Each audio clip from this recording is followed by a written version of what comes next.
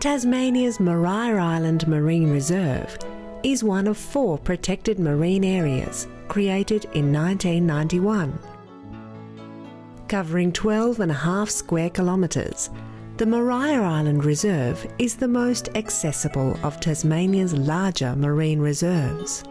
A last-minute change at the time of proclamation allows fishing in the eastern part of the reserve. Today, along Tasmania's coastline of almost 5,000 kilometres, 7 marine reserves protect just over 5% of Tasmania's state waters.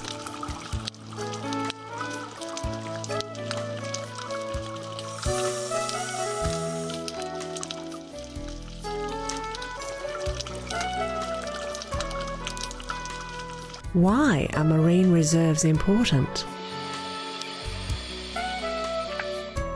What do we learn from them? Let's ask some of the people who have worked at the Maria Island Marine Reserve.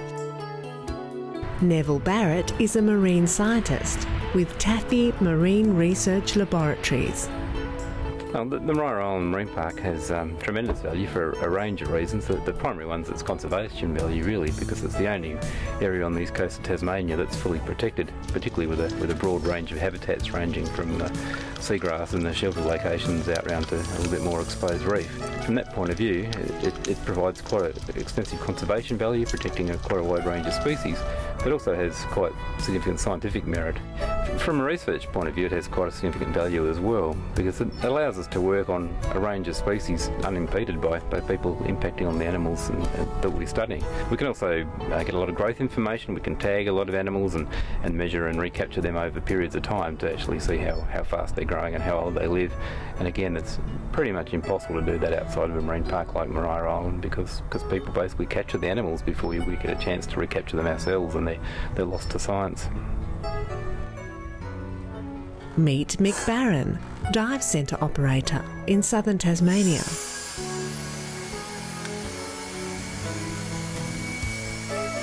I've been associated with and started a dive centre, scuba diving centre training organisation on the Tasman Peninsula over 15 years ago. I've been diving the coast of Tasmania, well, since 1972, and in that time, of course, have seen many changes.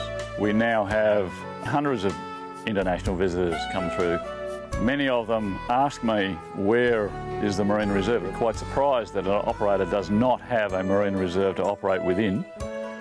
They ask me, why isn't there a marine reserve in such a marine biodiversity high area?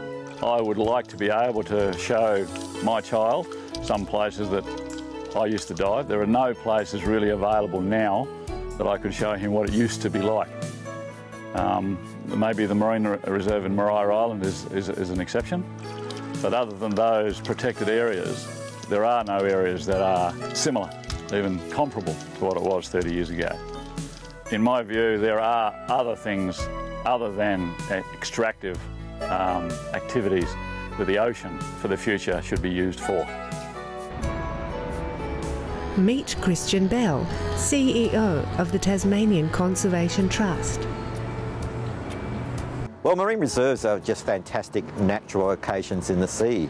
Unfortunately, we don't really have that in the marine environment the same way that we have terrestrially most all over Tasmania. We've only got a tiny fraction of our marine environment protected in marine reserves. And people want to see fish, they want to see it live, they want to see them in natural circumstances. And they've got that here in Tasmania. We've got some fantastic marine reserves, particularly the one at Maria, and it's a real opportunity for people to go and see them. Essentially, Tasmania was at the cutting edge, really, basically, of creating reserves in the 1990s. It wasn't created without any opposition, of course. There was a considerable amount of opposition at the time. But I think what you find when you actually create the reserve is the opposition basically dissipates. We found that particularly true in places like Governor Island Marine Reserve at Bishano, and I really recommend that. If you can go over town now, you'll basically only find people that have a good word to say about the reserve. Maria is basically a place of world-leading research. After the Great Barrier Reef, it's the reserve that's most quoted in the international literature in marine science.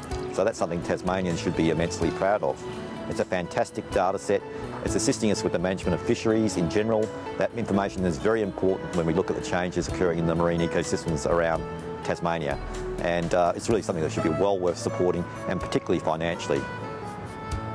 In the late 1800s, Tasmania's first land reserves at places like Mount Field and Freycinet Peninsula were proclaimed.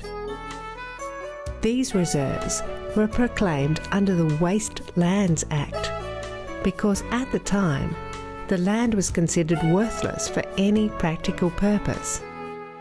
Today, we know that many of these precious places are of international significance. It's important that in the future we protect more of Tasmania's marine environment. Who can say what essential knowledge is waiting for tomorrow's scientists to discover along the shores and beneath the surface of the sea?